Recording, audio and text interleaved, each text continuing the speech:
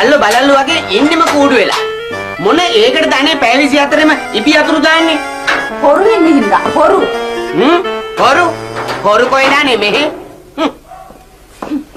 හොරු කොහෙද නැත්තේ බෙන? ඒක නම් හොඳකට කියපු කතාවක් නෙමෙයි යන්නේ.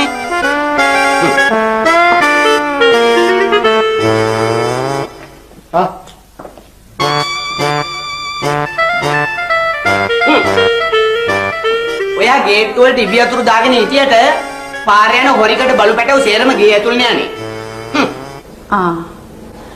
ඒක කිව්වහම මට මතක් වුණේ. ආවෙන. ඔය අර ඉතාලියාව කුළමයා හොඳින් ඉන්නවද? මොකද උනේ කියලාත් අහනවා.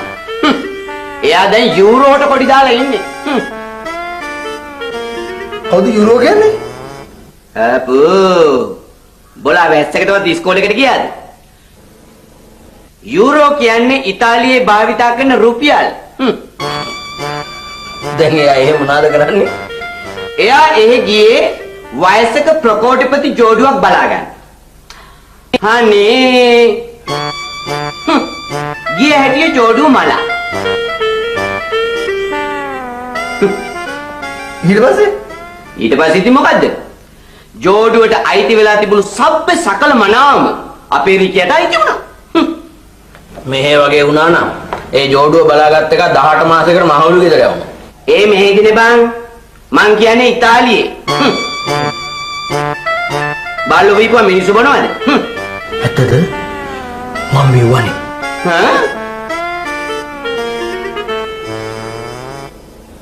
දැන් එතකොට මෑන්ගේ මාමට තියෙන සපෝට් එක මොකද්ද?